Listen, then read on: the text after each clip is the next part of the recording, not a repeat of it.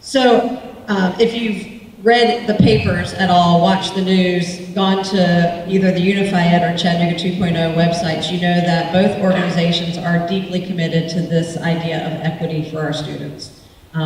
Different than equality, it's not giving students everything the same. It is meeting them where they are to make sure that they have equal support systems, which may mean different resources for different schools. Right now, 1/3 of our schools in Hamilton County are considered poverty, high concentrated poverty schools. That means at least 80% of the students in 1/3 of our schools qualify for free or reduced lunch. This is an epidemic.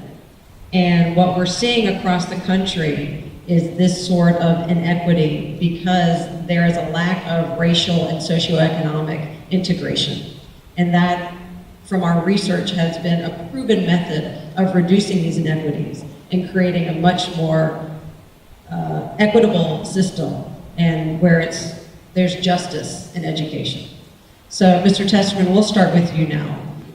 What can you tell us as a school board member? What specific strategies do you hope that you and your fellow school board members will employ in order to address this topic, in order to create a system of equity for all students? Well, may I say, I became an educator because of a great time of turmoil in this country. It's during the 60s. There was war going on. We were not happy with it as citizens. And as young kids, we were not happy. I had a brother. All my good friends from high school just about had to go to Vietnam. It was a tough time. With soul searching, you know, as a young man, you're faced with going to war for your country, but the war you did not like. And you have to make some hard decisions. My decision was I wanted my life to count for my fellow man. I wanted my life to count for something. I didn't want just to go through this life as just at the time after high school, I was a pipe fitter and a welder. And I made a conscious decision I was going to do something different.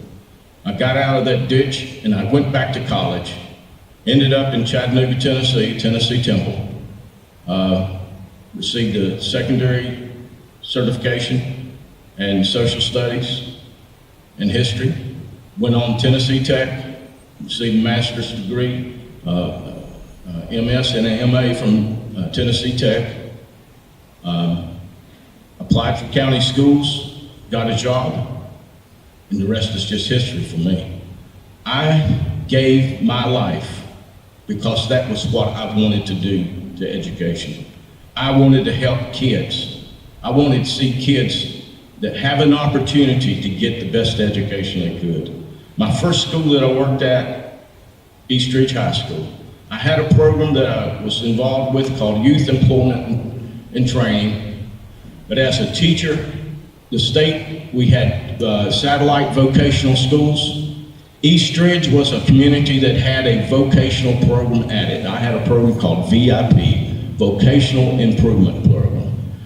I had also not just secondary, but I had elementary certification.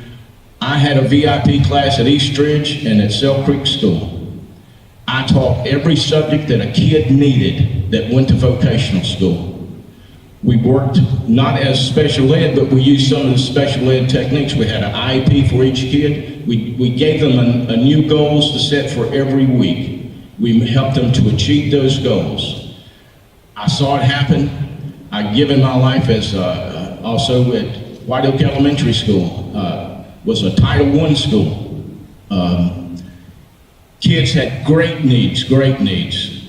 I saw with my own eyes and had teachers that saw it with their own eyes, how that offering to kids the ability to have what others have that they were neglected, arts and education works. It worked at White Oak Elementary School, it worked in the lives of my kids, and I'm so proud to say that Hamilton County Schools today has an emphasis on the arts. Thanks also for 2.0 and leading that endeavor with us. And I just want to be clear, we're talking about a strategic initiative and a plan to fully integrate the schools to ensure equity for all kids.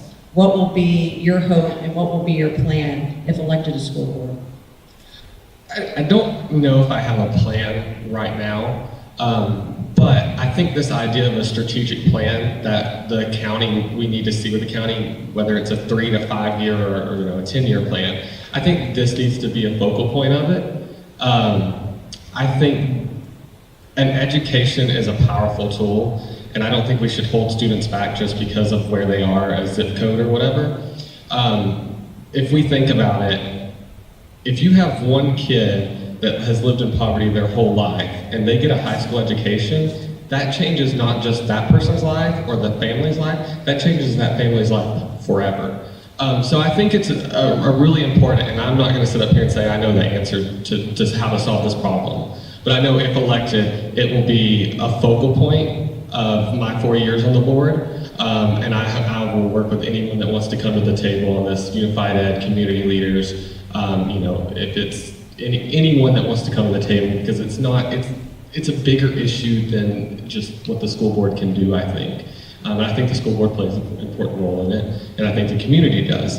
But to sit up here and say I have a strategic plan to fight this or to end this in our community, I mean, it's been a problem for years. I just simply don't. I'm not going to make that promise. But like I said, I will fight every day for students so they get an education they deserve, and so we can change lives through that education, no matter where they live or the zip code they were born into. What are your personal views on having racially and socioeconomically integrated schools in our community as a means of creating equity? I would like to use my community, East Ridge. East Ridge High School is probably one of the most diverse high schools in this county. We have a strong population of Hispanic speaking children. We have a strong program there, English language program. East Ridge, back during those early 80s that I spoke of before, when we had students and families, 15 kids and grandmothers and grandfathers moving to this country, fleeing Cambodia. Many of them set up right here in East Ridge. They were right here. They went to our schools.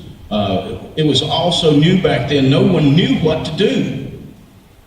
So we did what we thought was best. We were able to find sponsors in churches, get kids enrolled in our schools. We had afternoon programs where even other students would help students, some of those students with their homework and their goals. I think we can do so much more than we do in this town. But East Ridge is a diverse community. It is extremely diverse, and our schools have a diverse population. I'm very close to Brainerd, and I will say this community and I know Brainerd High School and our Brainerd schools get a bad rap, but I'm here to tell you, I know what's missing. When you have children of poverty, I know exactly what it looks like. You have children that come to school that possibly do not have a book in their home that they can hold in their hand that they can read. Many times there's not a parent that has an opportunity to spend time reading to their children at night. We can do so much better in this community. And I believe on our school board right now that part of our strategic plan right now is to confront some of these things. Years ago, through the Public Ed Foundation, we do so many good things and we get trained in so many things, and then we walk away from them and try something new. But there was a program that we had, and I hope that we can draw back and use it again. Learning communities. Learning communities. Our superintendent that we have right now is making progress, I think, to make a radical change in this town, dividing our county into 4 learning communities. And in those learning communities, I am hoping and pushing, my voice will be, give these schools some autonomy. Give these schools some say-so in how their funds are spent. Let the teacher, let the principal be the leaders of that school. Give them that authority, and they can do it. I know they can. I know they can. Yeah, I mean, I think it only does good when we have a diverse learning, experience for our kids.